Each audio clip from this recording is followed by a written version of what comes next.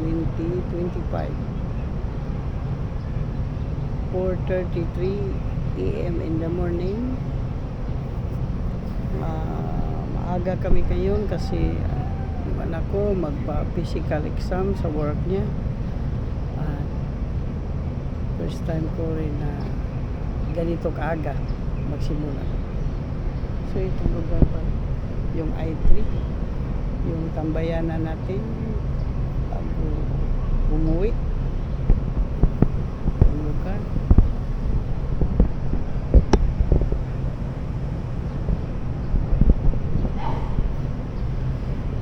Dito ako nagsisimula sa vlog ko kasi dito ako nag-pray ngayon. Tahimik naman ang lugar, ganda sa meditation, sa pagdadasal. So simula na, magsisimula akong i-on yung book ko sa Maxim.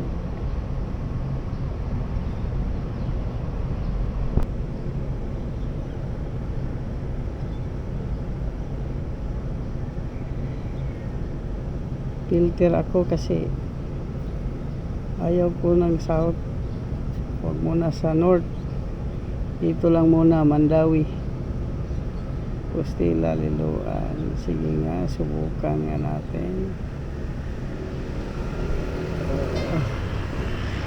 Pumasok ba?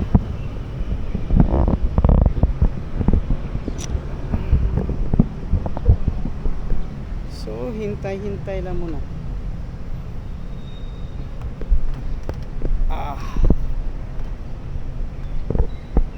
Lilisanin ko muna ang lugar na to para ito sa yung naghanap ng tahimik ba, yung gusto magpahinga. Kung maging crowded na naman ito, baka ano na naman nila, itaboy na naman nila. Kaya 6:55 I'm in Consolacion Food Park. This is their park. Marami palang tao dito na i-exercise. Yung mga tao dito.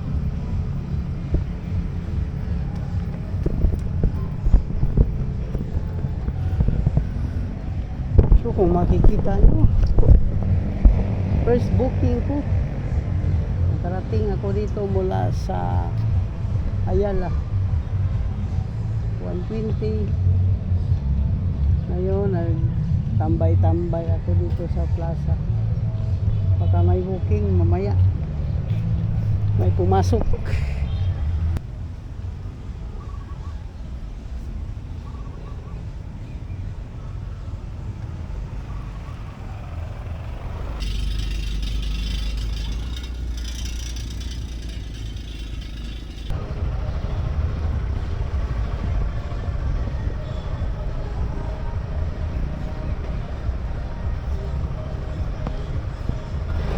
Sa Tayod, nandito ako sa Tayod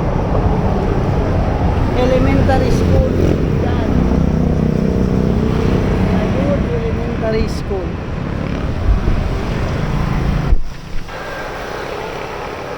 Ngayon kasi holiday, basta holiday, yung iba-ibang driver ayaw nilang mamasahe kasi mamasada kasi wala masyadong booking. Mayroon akong background lang pag ganito ang okasyon, holiday. Yang may pumapasok na mga booking nasa daan na hindi maganda ba.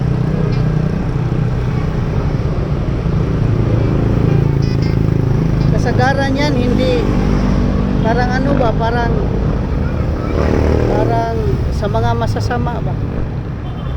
Magbo-book sila, pagdating mo sa location, i-off nila, i-cancel na nila. Parang pasakit lang ba yung mga taong hindi walang awa ba, yung gawing katatawanan yung mo, buhay mo.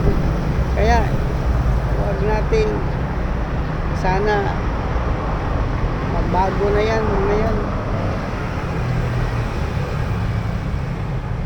Kasi dalawang booking ngayon. Paglapit ko, na-cancel. Yung isa, kinancel ko na lang kasi may pumasok. Yeah. Wala naman, hindi matawagan, hindi mag-reply. Kinancel ko na lang. Kaya ganun ha. Kailangan pasensya tayo.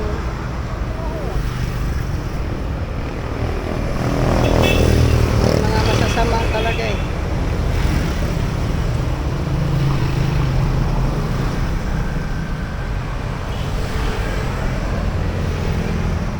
Ito, may booking ako. Kailangan mag-reply ito bago ko puntahan. O kaya tawagan ko. Kung ayaw,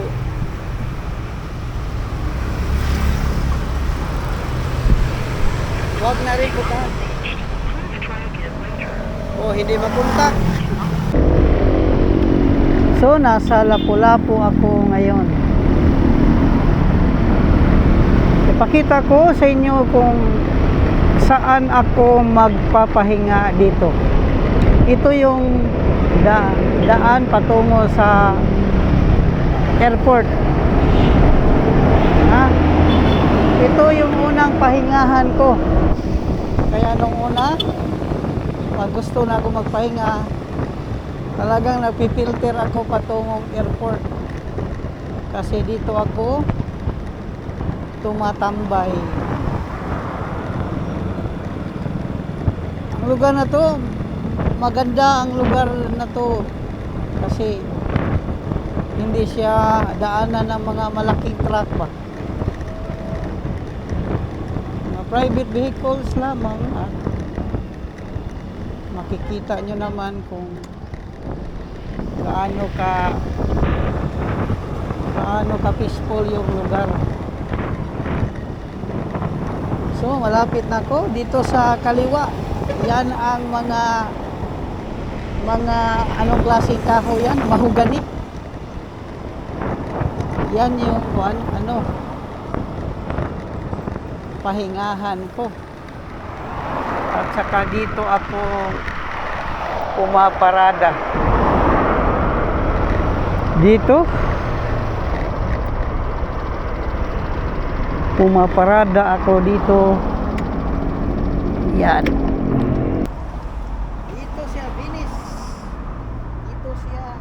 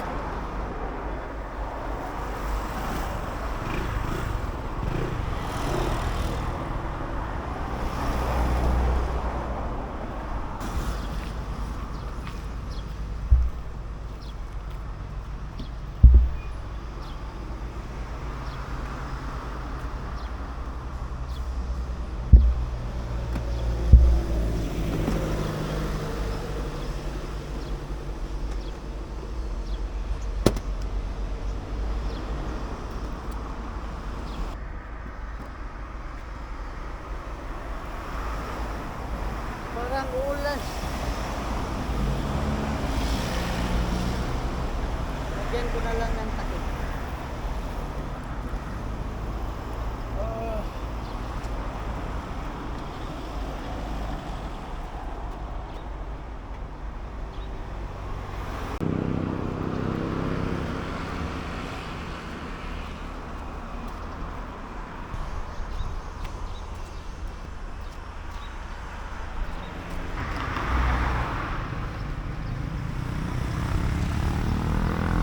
So, nandun si Abinis.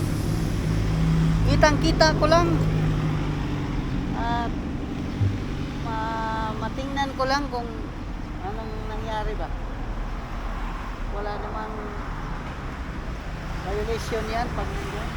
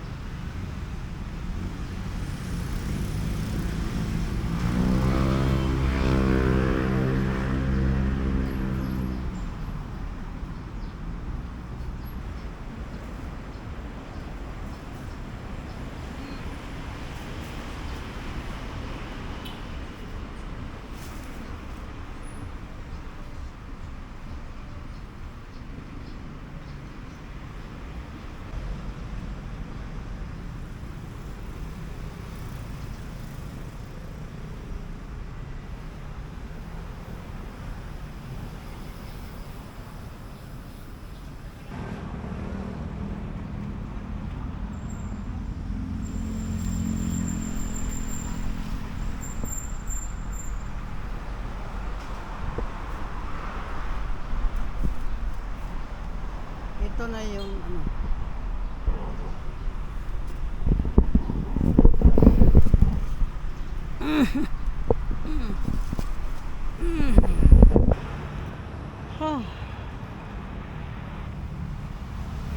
Sa nakikita nyo, ganito lang posisyon ko. Yung paa ko ba? Yung paa ko nasa lupa lang, ganyan. Nasa lupa lang yung paa. Yan. Pero sa likod ko ano, nakasandal, parang humiga ba. Yan. Ano na ako nito, ka-relax na ako. Kahit isang araw, o isang oras, 2 oras, ganito, para pang recover yung ano ko ba, yung energy ko. Hindi ako matutulog, parang magtutulog-tulugan lang, kasi hindi natin masyado, wala pa yung iba. Mamayang 12, 11, 12, 1, mga 12. Yan. Yung mga construction dyan, yan, magbe-break time. Dito sila magpahinga. Makarelax din sila. So, sa nakikita nyo, maganda yung lugar, tahimik. May duyan pa nga dyan sa baba, sa taas, yan. Siguro yung may-ari niyan, kumain lang, sandali. Pagtapos naman ng kain, punta yun dito, matutulog. Mayroon din namang isa doon. Nakahiga lang sa karton. Natutulog. Walang dito, walang makikialam sa'yo. Noong si Gwen pa, hindi pa natalo si Gwen, itong lugar na to, malinis. May mga tagapaglinis dito. Yung mga taga-city ba. Hindi mo makita yung mga madumi, mga basura, plastic. Siguro mayroong mga ganito, mga dahon. Pero yung plastic talagang kukunin niya nila. Pero ngayon, palit na ng management.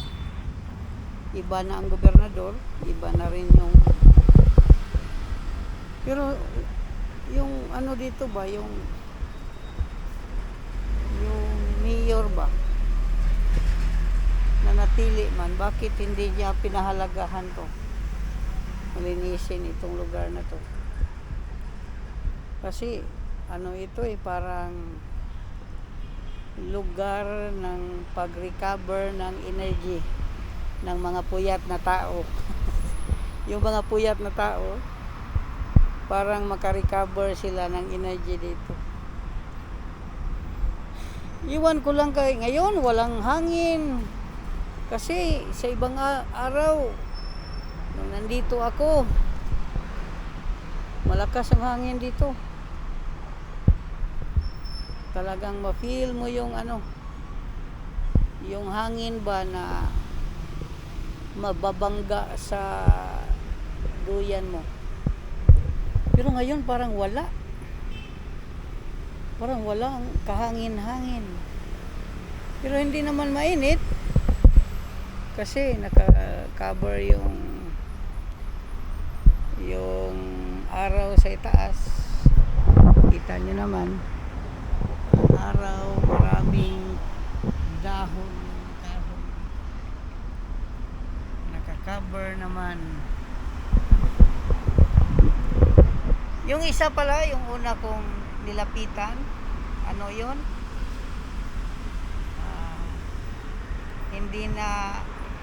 Hindi na maganda. Doon ako magduduyan. Pero parang wala na. Ito kasing malaki, kahoy, patay na. Wala na siyang dahon. Kaya masyadong doon, sulaw ba? Yung mata mo ba? Masyadong sulaw sa mata. Kaya lumipat ako dito. May nagduduyan naman dito, pero lang, first come first serve kasi dito. Nandyan ka na, marami naman puno, doon sila maglalagay ng kanilang duyan.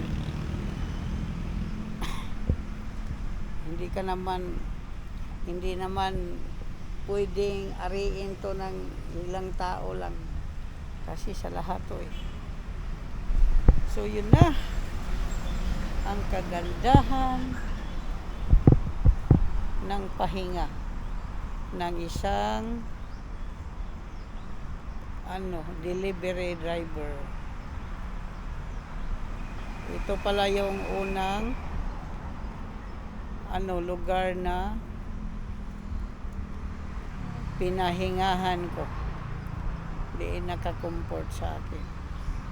Mayroon pa akong 3 sa susunod na vlog naman kung ako pupunta. Maganda din yun. Yung 3 maganda din.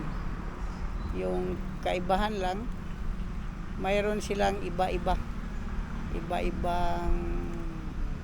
natatanging natatanging reaksyon sa isang tao. Ito more on peaceful at saka more on energy savings. La la la la la la la la la la la la la la la la la la la la